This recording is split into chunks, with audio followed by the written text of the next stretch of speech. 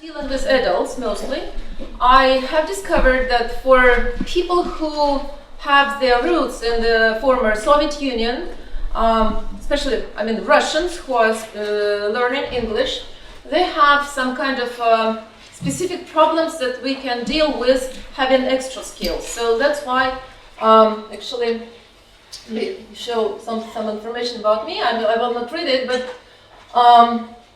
what's interesting is that I decided to take up to coaching a couple of years ago, and since then I've been combining it in my practice, so that I now can speak about some results and what actually am I doing with it. So I will briefly speak why I use coaching, where and how I can apply it in teaching English, and how can it be combined, so that there is a special term called lingua-coaching right now. And then I will dedicate some part of my speech to such a system. Maybe some of you are aware of it. It's called mini habits, and how to build it into people's life to make it easier for them to acquire the habit of or making English part of their lives. And I can take an example reading as a skill that we can build into a person, but I want you to take into consideration that I'm mostly speaking about adult people, so because with children it's quite different. So that's mostly what I am dealing with. I'm teaching adults at my club, which is called Cup of English, has been functioning for more than 7 years right now. And there are a lot of meetings everywhere, and trainings, online, offline. We have native speakers. We usually have this atmosphere. Last time when I was here, 2 years ago, I was speaking about my club, and one of the things that I'm thinking of, it's the feelings of people. They have to be comfortable. They have to feel okay to start speaking, because it's about overcoming the language barrier in a way. So that's what I began with. I have found out that most problems of those people who want to start, no matter what, we are talking about English, but it can be applied to any sphere of life, learn or improve something. It does not directly correlate with the subject, but rather depend on their beliefs and self-esteem. That's what I came to, and I decided to do something with it. So basically, I think that you know what coaching is. There are a number of definitions. That I like the definition that coaching is the art of asking the right questions, like strong questions.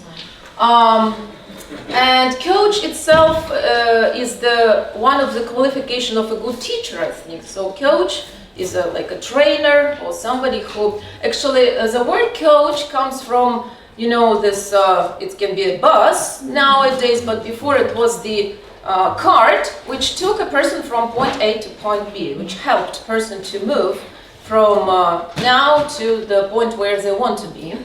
So what do I do with this coaching that I have acquired? First, we can do the strategic goal setting sessions that I will demonstrate to you the algorithm of. And basically, if you're interested in, I have a number of questions in Russian that you can do with your, if you just write me or something, I will send it to you for free. I use it when I have the one-to-one students, which have some kind of specific goals. Some of them want to pass the job interview, some of them want to, pass the exam or something. And these questions will help you to build some good plan, which is adjusted to a person, and you will be understanding. I will come to it later. So working with habits, again, how to make English or learning English a habit. Moreover, it must be a pleasant habit for them, so that they will not quit in a couple of months. That my experience shows that when people come and they have, like, I usually ask, what's your reason? Why do you want to learn English? And mostly they had the typical answer like, well, nowadays in our world everybody has to know English. It's like a language of international communication. And then I understood that this reason doesn't work. It works for like 30, 60 days maximum, and then they decide, well, I didn't know that it was that difficult. They quit. So at that time, again, you can either show them this, I don't know, I don't have it here, it's like Bandura curve of the education, which we have this, ups and downs there, or you can say to them, okay, it's your decision, you can quit, because you don't have to, be the, somebody who drags the person. You can motivate, you can find the reasons how to motivate. That's about habits. Okay, coach training is the way of using your skills as a coach when a person needs to, for example, come to a job interview, and you can model it. You can be as if you're the boss, or he comes and you play this interview. You play it several times with different variants. It's called coach training as well. Clients' limiting beliefs and fears. That's what I discovered was the most problem, because many people, firstly, they don't even believe that they can learn English. They come to me, and if they think, well, I need to learn English, but I've been learning it for 10 years and no result, that means that he still doesn't believe in himself and the ability of learning English, and he might be very he might be putting a lot of efforts in trying to prove to everybody and himself as well that he is not able to learn English. Now, and you cannot teach me, and the other teacher cannot teach me, so that's what I tell you, that I'm not able to learn it. That's the belief, and we can work with it using the coaching techniques as well. Speaking practice is a session in English. I will demonstrate it to you. It's very close, but to say about financial part, the price of your lesson, a private lesson, as a coach session, it's several times bigger. That's just, you combine it, and you can do it in English, and you can just earn more. Metaphorical cards. There was a number of colleagues here who just yesterday were able to get familiar with this instrument, and it's a really good instrument in terms of, you can use it in English, you can use metaphorical cards and sessions in English when a person describes something, or when a group of people has this metaphorical cards and they tell it about. It's a good speaking lesson, first of all, but it's not only English that they get after. They get understanding of some inner self or something about themselves. So it's mostly about, they come out of the door and they're just thinking about something, they have new understanding. That's quite interesting. And again, the progress check, how to understand where you are now, how to measure the progress, especially when we're talking about speaking, because I have this, the basic, the main thing in my activity is speaking practice, because it's called Cup of English. We are talking a lot, and it's just for, making them speak. So it's quite difficult to measure how fast or how slowly they're moving. And coaching again gives some instruments to be able to measure and to show them that yes, you are moving. You are not doing it in vain. You are doing something. Okay, and so that's what can be a combination of coach session and speaking practice. Basically, there are some rules. For example, in coaching, there is the rule 80 to 20. That means that the client has to speak more than 80% of the time. And I felt it's just the same thing as we are talking about student talking time and teacher talking time, right? So you just ask the questions and make a person speak. But we are not speaking about the weather or some, I don't know, topics in the books, but we are talking about the person. And again, it's not about where have you been and what's your work, what's your job or whatever, but it's something that he recognizes about themselves. And for me, the moment showing that I'm good, I'm doing right, is when a person says that's a good question, and he thinks for a while. He freezes for a while to go deep, to look deep into himself, and then it makes him think about something that he has never thought before. He said, many people say that I have never been asked such a question in my life. So that's kind of question that you will learn what to ask as a coach. So if you are just a teacher and a good teacher, outcome is a good English of your client. That's what we are aimed at. But when you're lingua coach, the outcome could be even more. You can somehow show a person how to transform their life, again, if it's necessary for them. I'm not doing some good things to people who are not asking for them, that's okay. So, strategic session that I'm going to briefly look through the questions that I usually ask at the first session ever with the client. It could be, in most cases it's one-on-one, but it could be done with a group as well. So first the questions are like, why do you need English? I have to make sure that the goal of a student is relevant and it's really based on their values, not by the values of the society or the parents or the whatever, which is like, well, I don't know, it's a must or I have to for some reason, because it will not work. It must be the motivation based on his own values. And to find the values is one of the qualifications of a coach, how to find the basic values of a concrete person. How sure are you that it is achievable?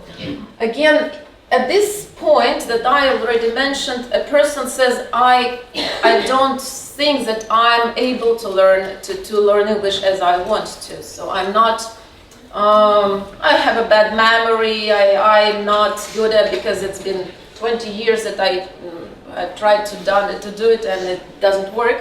And it's also changeable and you can work with it. You can change his belief, and sometimes it's the only thing you can do, and he can do the other things himself. So it's about limiting beliefs that we all have, and we, as a coaches, we learn how to work with them, how to change it.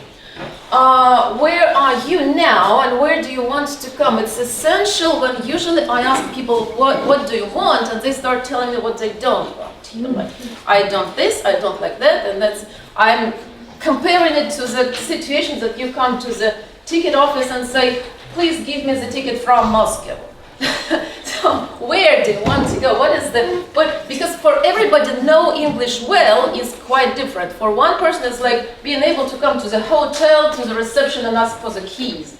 For the other it's like the 100,000 people audience and he has to speak in a foreign language and this professional topic. So it's quite difficult because you have to understand what the map of the client. The map means that his understanding of life, what he thinks about it, and you must understand what he wants to, where he wants to come. What for him is, I know English well, and then the moment how can he understand that he's already there?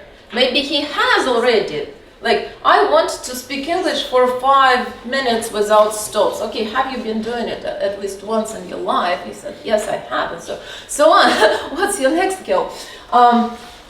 What ways are you ready to use? Here I turn on my teacher inside of me and I give the different techniques and methods, and we are discussing them all because it's very essential that people must be having not fun, but maybe some satisfaction or some during the process. As I completely subscribe to the previous speakers that you have to be enjoying the process, not only the result, because it's quite a long way. It's like several years probably. And if you're only be happy when you are getting it in 3 years, it's quite difficult to move on. Without even understanding that you are moving for the first several months, you will not see any results visible, I mean.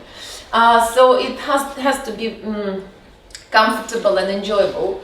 Motivation and triggers that move you. Okay, so that's the thing again that we can find for each separate person. What motivates him, what triggers him, what I use gamification there or some other hints to motivate people and to find it when in a couple of months he decides to quit. I'm just giving it to him.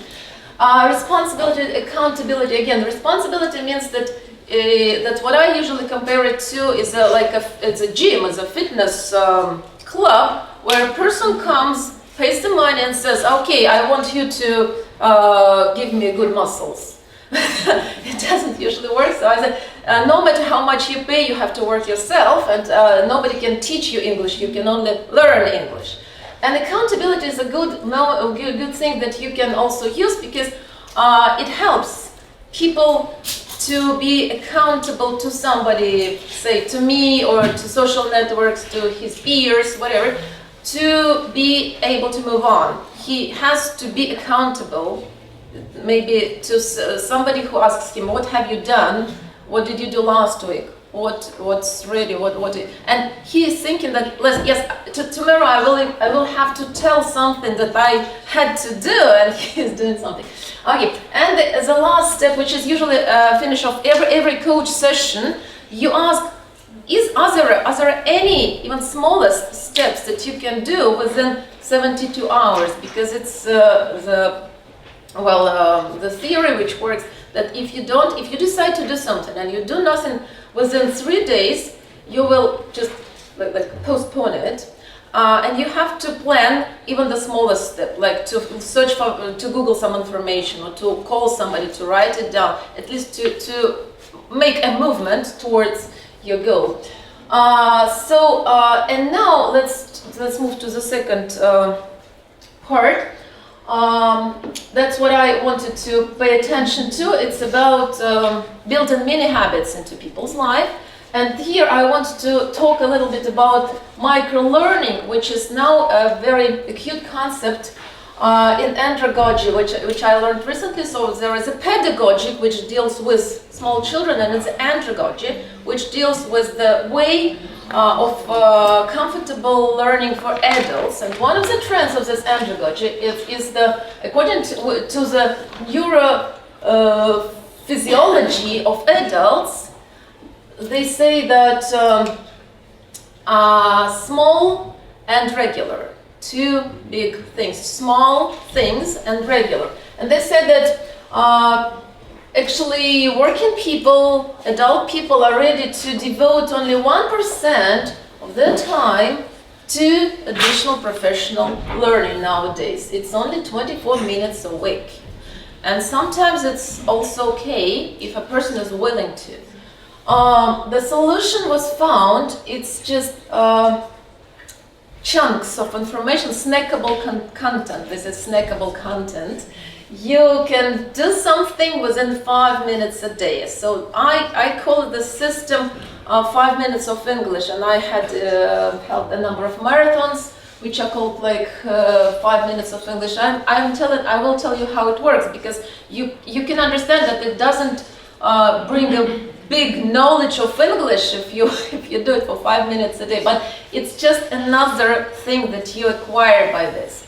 You maybe know about the mammoth. You divide it into small pieces. It's just a well-known thing, which is I mentioned.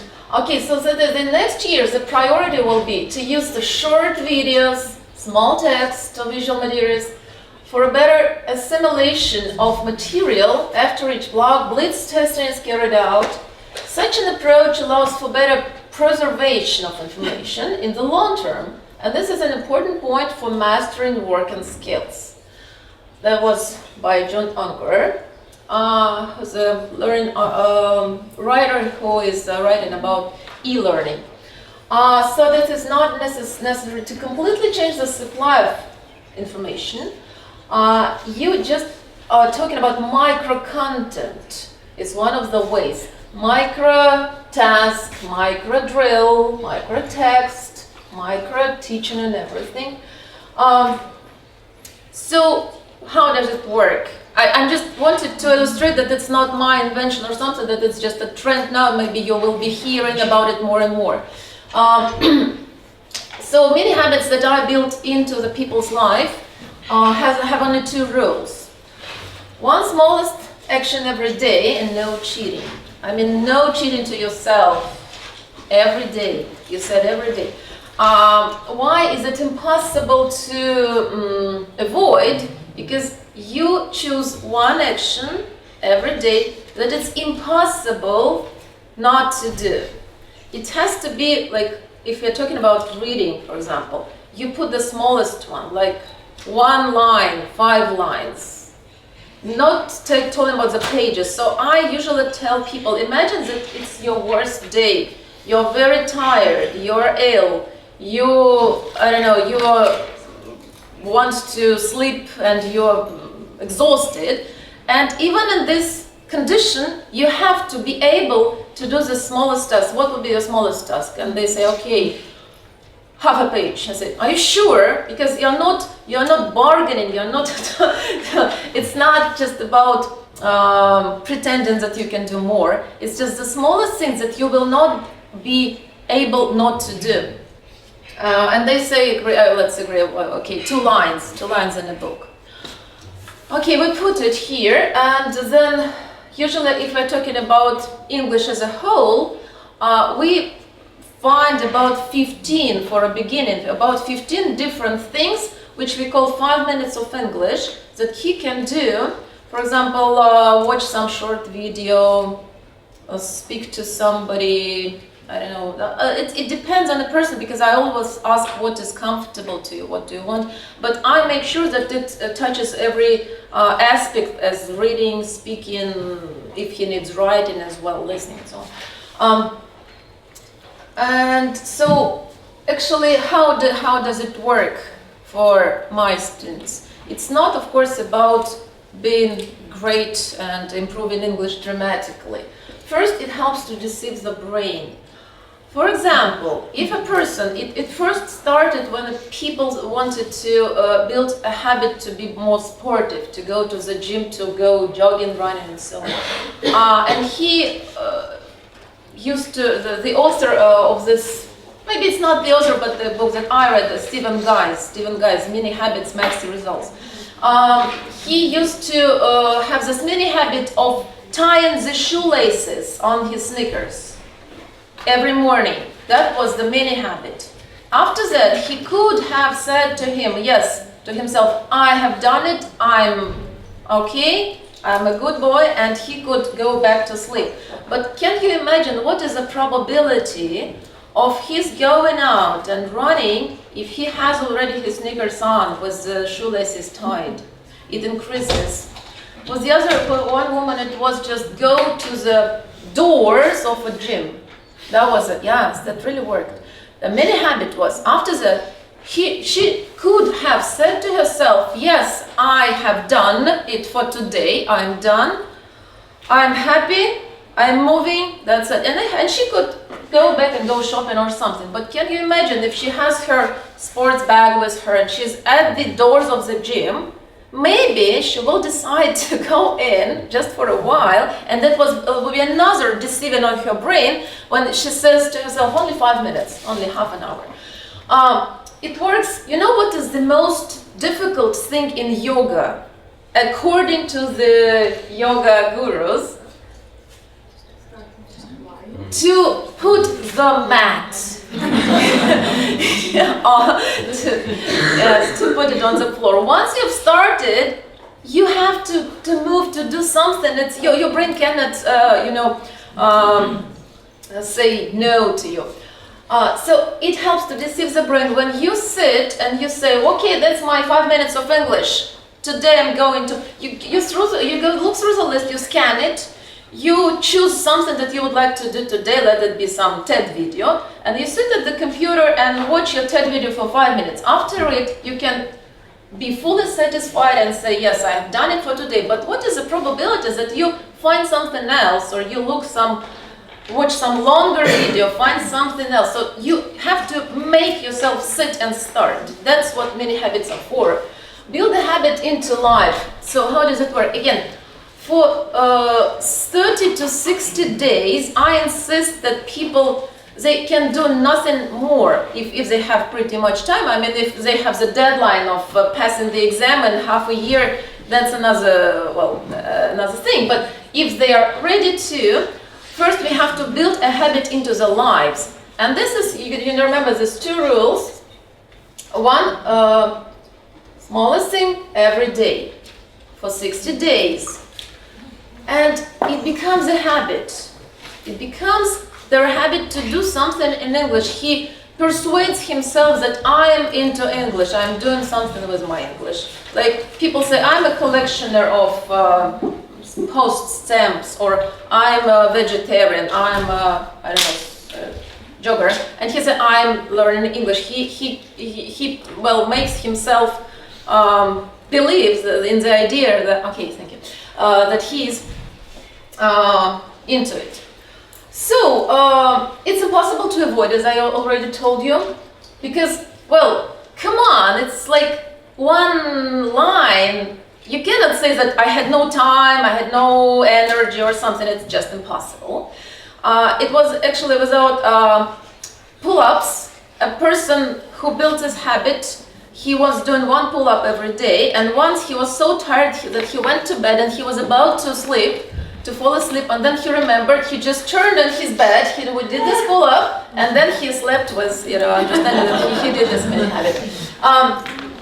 So, and then after like 30 to 60 days, when it has become your habit, say in reading or in English as it is, you can start doing something else. I mean, you can do it every day, you can do it twice a week, no problem, but you will never make it big, as a minimum, you will never make it bigger. Because you will have some hard days, you will have some, when you're traveling, when you're ill or something, you leave this limit.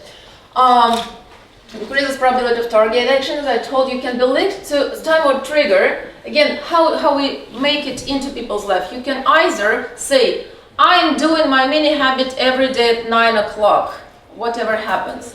But it's difficult because something can happen. So it's better to link it to the trigger when, for example, you link it to somebody that is already a habit for you. That usually it's some kind of food, breakfast or something, maybe walking your dog, having the bathroom, brushing the teeth, or something that you do regularly, and you just say to you, maybe you write down, every time I brush my teeth, afterwards I do my 5 minutes of English or something.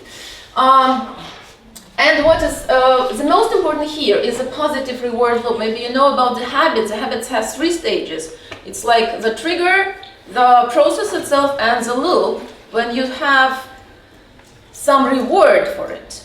Basically, if you are promising yourself that I'm learning English and you do nothing, maybe not about some sport, I'm doing running and today is bad weather, today I have a headache, what happens? You create negative loop because you start to reproach yourself, you start to say, well, I did nothing, I'm so bad at it, I should have done better and something, so you feel negatively about yourself. Here, with the small mini habit, you always feel positive about yourself, and it is for like several days in a row, preferably 2 months.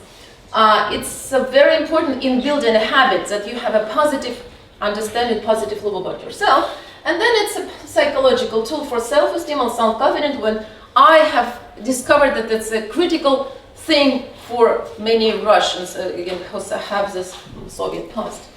And to finish with, I want to quote my favorite Scott Thornberry, maybe you know his doggy approach. Fluency is an impression a speaker creates and may only accidentally correlate with accuracy, speech rate, grammatical complexity, etc. So it's an impression. What does that mean, impression? That means that a person has to believe in himself, and a person has to show the others that he believes that he really can speak. That's about it. That he might make mistakes, he might be not very accurate, but it's about impression. And so as a teacher, we have to work not only with his grammar and accuracy and everything, but about his self-esteem, about his thinking about himself as a person. So what can